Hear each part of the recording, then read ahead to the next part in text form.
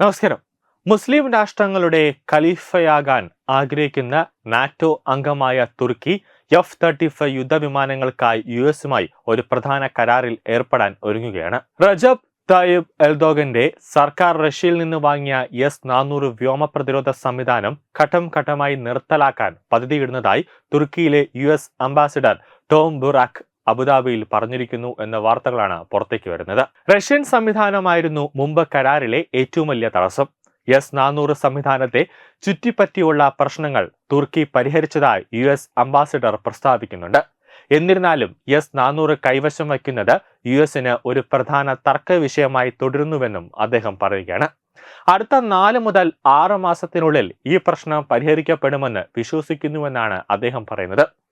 തുർക്കി F-35 യുദ്ധവിമാനങ്ങൾ വാങ്ങുന്നതും S-400 നീക്കം ചെയ്യുന്നതും ഇന്ത്യക്കുള്ള ഭീഷണി നേരിയ രീതിയിൽ വർദ്ധിപ്പിക്കും. കൂടാതെ തുർക്കി ഇസ്രയേലുമായി സംഘർഷം സൃഷ്ടിക്കുകയും ചെയ്യും. ഈ വർഷം സെപ്റ്റംബറിൽ എർദോഗനുമായുള്ള കൂടിക്കാഴ്ചയ്ക്ക് ശേഷം തുർക്കി വീണ്ടും F-35 യുദ്ധവിമാനങ്ങൾ വാങ്ങാൻ ആഗ്രഹിക്കുന്നുവെന്ന് ഡൊണാൾഡ് ട്രംപ് പ്രസ്താവിക്കുകയാണ്.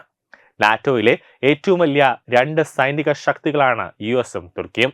അതിനാൽ F-35ഉം S-400 തമ്മിലുള്ള തർക്കം അവസാനിപ്പിക്കുന്നത് 2 അംഗ രാജ്യങ്ങൾ തമ്മിലുള്ള സംഘർഷം ലഘൂകരിക്കും. റഷ്യയിൽ നിന്ന് തുർക്കി എണ്ണയും വാതകവും വാങ്ങുന്നത് തുടരുകയാണ്. യുഎസുമായുള്ള ബന്ധം മെച്ചപ്പെടുത്തുന്നതിന് തുർക്കി S-400 ഉപേക്ഷിക്കണമെന്ന് പല തുർക്കി നേതാക്കളും പ്രസ്താവിച്ചിട്ടുണ്ട്. ഈ കരാർ തുർക്കിക്ക് നിരവധി നേട്ടങ്ങളാണ് കൊണ്ടുവരിക. ഒന്നാമതായി യുഎസുമായുള്ള ബന്ധം മെച്ചപ്പെടുത്തും. രണ്ടാമതായി F-35ന്റെ സെൽത്ത് സാങ്കേതിക വിദ്യയെക്കുറിച്ചുള്ള വിലപ്പെട്ട വിവരങ്ങൾ നേടും. ഇത് അവർക്ക് സ്വന്തം യുദ്ധവിമാനത്തിന്റെ പുതിയ പതിപ്പുകൾ പൂർത്തിയാക്കാൻ അവരെ പ്രാപ്തരാക്കും. മൂന്നാമതായി തുർക്കിക്ക് ഇതുവരെ മിഡിൽ ഈസ്റ്റിൽ ഈ സെൽത്ത് യുദ്ധവിമാനങ്ങൾ കൈവശം വച്ചിരുന്ന ഏക രാജ്യമായിരുന്ന ഇസ്രയേലിന് ശക്തമായ ഒരു തിരിച്ചടി നൽകാൻ കഴിയും. തുർക്കിയും യുഎസും തമ്മിലുള്ള ഈ കരാർ ഇന്ത്യയിൽ സംഘർഷങ്ങൾ വർദ്ധിപ്പിക്കാൻ ഒരു ഇടയാക്കും. തുർക്കി പാകിസ്ഥാനെ പരസ്യമായി പിന്തുണച്ചിട്ടുണ്ട്. ഓപ്പറേഷൻ സിന്ദൂറിനിടെ തുർക്കി പാകിസ്ഥാനിൽ നിന്ന് നിരവധി ഡ്രോണുകൾ വാങ്ങിയിരുന്നു.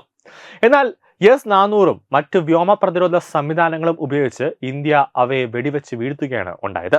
എന്നാൽ ഇപ്പോൾ തുർക്കി തങ്ങളുടെ S-400 ആയുധങ്ങൾ പാകിസ്ഥാന് നൽകിയേക്കാമെന്നും റിപ്പോർട്ടുകളുണ്ട്.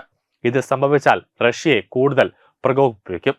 അതേസമയം തുർക്കി തങ്ങളുടെ S-400 ആയുധങ്ങൾ ഉപയോഗശൂന്യമാക്കുമെന്നും അങ്ങനെ അവ ഇനി ഉപയോഗത്തിൽ ഉണ്ടാക്കില്ല എന്നും റിപ്പോർട്ടുകളുണ്ട്.